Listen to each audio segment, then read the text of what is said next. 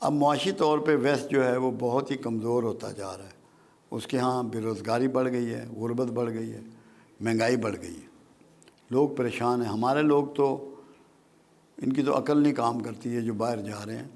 میں ہر ایک کو منع کرتا ہوں کہ تمہارے پاس یہاں کھیت موجود ہے، جس کے پاس پروڈکشن یونٹ موجود ہے اسے کیوں بھاگنا ہے ملک سے.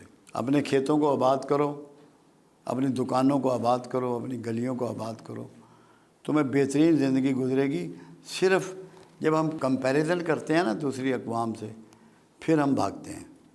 کمپیریزن میں ہم کمزور ہیں، مگر یہاں سب کچھ ہو جانا ہے. انڈیا میں کروڑوں آدمی فٹ پاتھ پہ پیدا ہوتا ہے، فٹ پاتھ پہ مرتا ہے. کروڑوں آدمی رکشہ رائڈر ہے، ٹرین کے اوپر چھتوں کے لوگ سفر کرتے ہوئے مرتے ہیں. پاکستان میں تو باہر کوئی نہیں سوتا، یہ صرف مستی ہے باہر جانے کی. دھوکے میں ان سب کو واپس آنا ہے. دور فتن کی حماد بن نعیم بن حماد کے مجموعے کی ایک احادیث ہے جو آج کل یہ اوریا کبھی کبھی کوٹ کرتا ہے. پوچھا گیا یا رسول اللہ صلی اللہ علیہ وسلم آخر زمانہ میں فرنگیوں کے ملک ہوں گے؟ فرمایا بہت سے ہوں گے. کیا ان میں مسلمان بھی ہوں گے؟ فرمایا بہت لوگ وہاں مسلمان ہوں گے، مگر آخر زمانے میں ان کو قتل کیا جائے گا. تو وہ زمانہ آ گیا، کیونکہ نفرت کی لہر. دیکھا کام تو چھوٹا سا سٹارٹ ہوتا ہے نا. ابھی برطانیہ میں ہوا نا شروع، یہ بڑھ جائے گا. وہ جو خاکے بناتے ہیں وہ بھی اسی لیے بناتے ہیں، آپ کو ٹیسٹ کرتے ہیں کہ آپ میں غیرت کتنی رہ گئی ہے، سو گئی ہے یا جاگتے ہو. تو یہ تو کامیاب تو آپ کا خطہ ہونا ہے. کیوں؟ آپ کے پاس ہر پیداوار ہے، پہاڑ ہیں، برف ہے، سبزیاں ہیں، گوشت ہیں، پھل ہیں، انڈے ہیں، دودھ ہے، بکری ہے، پانی ہے. کوئی چیز ایسی ہے جو آپ کے پاس نہیں. آپ کو صرف IMF سے پیسے ہی لیتے ہیں نا کہ کچھ سامان لیتے ہیں. سامان تو آپ کے پاس موجود ہے. وہ تو مس مینجمنٹ کی وجہ سے اور کرپشن کی وجہ سے ہم ذلیل ہو رہے ہیں، ورنہ تو کوئی ایسی بات نہیں ہے. یہاں ہر چیز پیدا. بازار آپ کے بھرے ہوئے ہیں یا نہیں؟ کوئی چیز آپ چاہیں، کھانا پینا پہننا، تو آپ کو دقت ہوتی ہے. تو پھر پاکستان میں کوئی دقت نہیں. اور یہ کب تک بہتری کی امید؟ میرا اندازہ یہ ہے کہ اس سال میں بہتری شروع ہو جائے گی. آخر میں 2024 کے آخر میں پاکستان بہتری کی طرف چل پڑے گا اور 2025 میں آپ اس کا نظارہ خود کریں گے. واہ ماشاء اللہ. مجھے تو کوئی دھوکہ نہیں، وہم نہیں ہے. اور اس کے بعد پھر یہ آگے بڑھتا رہے گا یا پھر کہیں بڑھے گا؟ پیچھے اب پیچھے ریورس نہیں ہے. پھر تو آگے ہی ہے. واہ، یہ تو آپ نے بڑی اچھی امید دی. نہیں بالکل، مجھے کوئی ڈاؤٹ نہیں اس بارے میں. کیونکہ وجہ یہ ہے نا، کچھ ایسے اللہ بندے دے دے گا. ایک ہی بندہ چاہیے ہوتا ہے. عمر مل گیا تھا نا امت کو، مل گیا. عمر فاروق رضی اللہ تعالیٰ عنہ، تو نقشہ بدل دیا امت کا. یا ان تمام اصحاب رسول نے جن کو چانس ملا. بہت جلدی کوئی پازیٹیو چینج آنے والی ہے. آپ دیکھ رہے ہیں؟ ہاں میں تو دیکھ رہا ہوں، میرا یقین ہے. ایک بار آپ نے کہا تھا کہ حقدار کو بھی حق دو، ہائے ہائے، اور اس کو یہ بھی ابن ماجہ کی حدیث ہے. اور اس کو بھی دو جو حقدار نہیں ہے. ابن ماجہ کی حدیث ہے. کیونکہ وہ ہوا یہ، میں دکان پہ بیٹھا تھا تو ایک بوڑھا آیا، تو میں نے لڑکے سے کہا کہ اس کو 100 روپے دیا. وہ دینے گیا، واپس آ گیا پیسے لے کے. میں کہا بھائی تو پیسے کیوں لے آیا؟ کہتا میں اس کو جانتا ہوں، یہ حقدار نہیں ہے. میں نے کہا تو پہلے تو پیسے دے کے آنا. پھر ابن ماجہ کی حدیث میں نے اسے بتائی کہ حقدار کو بھی دو، نا حقدار کو بھی دو. اصحاب رسول نے پوچھا، حقدار کا دینا تو سمجھ میں آ گیا، نا حقدار کا. فرمایا جو تمہیں نا حق مل رہا ہے یہ بند نہ ہو جائے. ہم کون سا حق اللہ کا پورا کر رہے ہیں جس پہ ہمیں موجیں مل رہی ہیں، گاڑیاں، کھانے پینے، بنگلے، کوٹھیے. یہ جو ہمیں روڈ سائڈ پر اشارے پر ہمیں جو عام بھکاری نظر آتے ہیں، یہ بھی جواب دوں آپ کو. بھکاریوں کو ختم کرنا اسٹیٹ کی رسپانسبلٹی ہے، آپ کی نہیں. کیوں؟ قرآن یہ کہتا ہے مانگنے والے کو بھی دے، نہ مانگنے والے کو بھی دے، دکھا کر بھی دے، چھپا کر بھی دے. جو نہیں مانگ رہا اسے چھپا کے دینا ہے کہ اس کی عزت نفس مجروح نہ ہو. جو مانگنے کے لیے نکل گیا اس کو ظاہرہ دینا ہے. تو آپ کو تو مانگنا والے کو دینا ہے. بھرے وہ پیشہ ور بھکاری ہے جو مرضی ہو. قرآن کی واضح ہدایت موجود ہے، مانگنے والے کو بھی دو، نہ مانگنے والے کو بھی دو، ظاہرہ بھی دو، چھپا کر بھی دو. قرآن نے یہ سمجھایا کہ جو مانگ رہا ہے، جس کو اپنی عزت نفس کا خیال نہیں ہے، اسے ظاہرہ دو.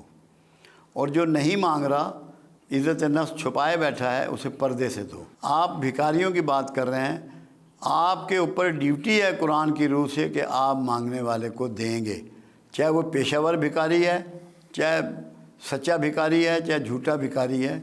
یہ اسٹیٹ کی رسپانسبلٹی ہے کہ جو امر بالمعروف اور نہی عن المنکر کی ذمہ دار ہے کہ وہ بھکاریوں کو روکے، ان کا سد باب کرے، ان کے لیے کوئی ہاسٹل تعمیر کرے، ان کے روزگار کا بندوبست کرے۔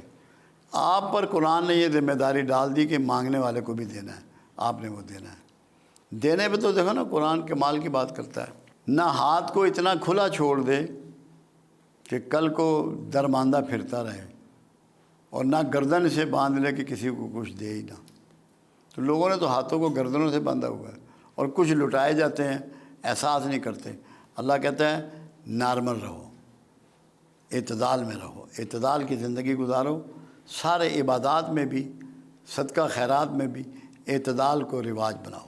اللہ پاک انسان سے توبہ کی توفیق کب چھین لیتے ہیں؟ بڑی آسان سی بات ہے، جب وہ اللہ سے معافی کی امید چھوڑ دیتا ہے۔ کیوں؟ شیطان نے غلطی کی، آدم نے غلطی کی، دونوں کا برابر ہو گیا۔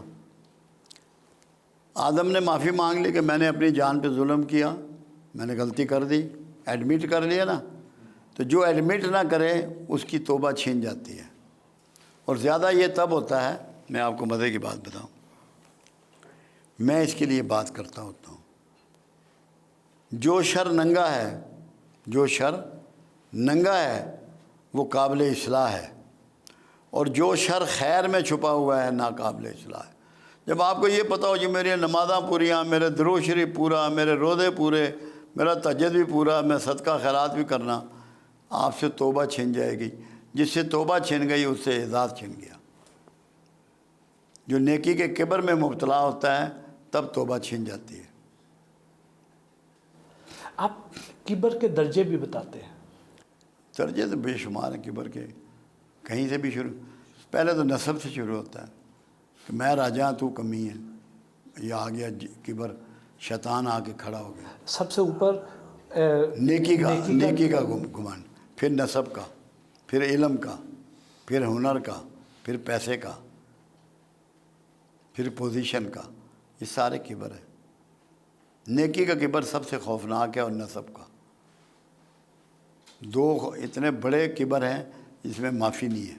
آپ ہمیشہ زور دیتے ہیں کہ انسان کو جو لاحق امراض ہیں ان میں سے 80% کا تعلق انسان کی ذہنی اور نفسیاتی مسائل کے ساتھ ہے۔ میرا خیال ہے اس سے زیادہ، کیونکہ دو چیزیں ہیں۔ قرآن یہ کہہ رہا ہے بیمار تو اپنی غلطیوں سے ہوتا ہے، شفا میں دیتا ہوں۔ اگر یہ بات قرآن نہ کہتا تو پھر میں یہ نہ کہتا۔ قرآن کہتا ہے کہ اپنی غلطیوں سے تو بیمار پڑتا ہے اور شفا میں دیتا ہوں۔ بیماری کے میجر سورس وہ ہیں جو انٹیک کے سورس ہیں، ناک ہے، کان ہے، منہ ہے، گلا ہے، آنکھیں ہیں۔ اگر آپ ان کو جو قرآن نے استعمال ان کا بتایا، وضو کرنے کا طریقہ، اٹھنے کا طریقہ، نہانے کا طریقہ، کھانے کا طریقہ، کتنا کھانا ہے، کب کھانا ہے، یہ سارے شعور جو دیے ہیں، اگر اس کو آپ اپلائی کریں تو 99% چانسز یہ ہیں کہ آپ بیمار نہیں ہوں گے۔ اب میں بیمار ہوتا ہوں نا، میں نے اپنی جوانی میں بہت بے اعتدالی کی ہے کھانے پینے میں، ایکسرسائز نہیں کی جو کہ ایک لازمی جز ہے۔ یہ یوگا سے بہتر ایکسرسائز آپ کو نماز کی شکل میں دے دی گئی ہے، جو ایکسرسائز جو ذہن اور جسم دونوں کو ڈیل کرتی ہے۔ کالا علم اور جادو ہے، یہ تو ساری عمر سے ہوتا چلا آ رہا ہے، آپ پہ بھی ٹرائی کی گئی، ہوا نہیں، ٹرائی کی۔ جادو تو بنو اسرائیل کا کھیل تھا، کیونکہ موسیٰ علیہ السلام کو اسی لیے جادو کا توڑ کے معجزہ عطا کیا گیا۔ بنو اسرائیل میں تو آج بھی بہت جادو ہے، اور پتہ نہیں آپ کے حکمرانوں پہ نہ کیا ہوا ہو، آپ کے بڑے لوگوں پہ نہ کیا ہوا ہو۔ یہودی تو بہت جادو کا ماسٹر ہے، چلتا ہے یہ تو ہم ہر زمانے میں رہا ہے، اب بھی ہے۔ یہاں پہ عیسائی بھی کرتے ہیں، کچھ اپنے آپ کو سو کال مسلمان کہتے ہیں مگر ان کاموں میں پڑے ہوئے، گناہ ہے سارا۔ ایک جملہ لوگ کہتے تھے وہ بڑا غلط ہے کہ جادو برحق ہے، وہ میں نے کہا بھائی جادو باطل ہے، برحق نہیں ہے۔ کیوں؟ اگر رسول اللہ پہ اٹیمپٹ ہوئی ہے تو وہ تاکہ امت کے لیے ایک مثال بنانی تھی، ایک راستہ بتانا تھا کہ یہ اس کا توڑ ہے، یہ اس میں ہو سکتا ہے۔ یہ رسول تو حق ہے، حق پہ تو باطل غالب ہی نہیں آ سکتا۔ کملی والے پہ کیسے کر سکتا ہے کوئی؟ کسی کا باپ بھی نہیں کر سکتا۔ رزق میں، کاروبار میں، عمر میں برکت کا بھی کوئی وظیفہ ہے؟ یہ اس کا جو راستہ ہے وہ تو صدقہ ہے، کہ جو صدقہ دے گا اور اللہ سے کثرت سے توبہ کرے گا اس میں اس سب میں اضافہ ہو جائے گا۔ اس کے لیے جو طریقہ کملی والے نے بتایا وہ ہے صلہ رحمی کا، کہ جو تمہارے بہن بھائی ہیں ان کے ساتھ اچھا سلوک کرو، انہیں کھانے کھلاؤ، انہیں گفٹ دو، تو تمہارے رزق میں اضافہ ہو جائے گا، عزت میں اضافہ ہو جائے گا۔ صوفی ازم سے دھمال کا اور رقص کا کیا تعلق ہے جی؟ میں نے 1456 سالوں میں واحد آدمی ہوں جس نے دھمال کو ایکسپلین کیا ہے، اور اس طرح کیا ہے کہ اس سے پہلے کسی نے نہیں کیا۔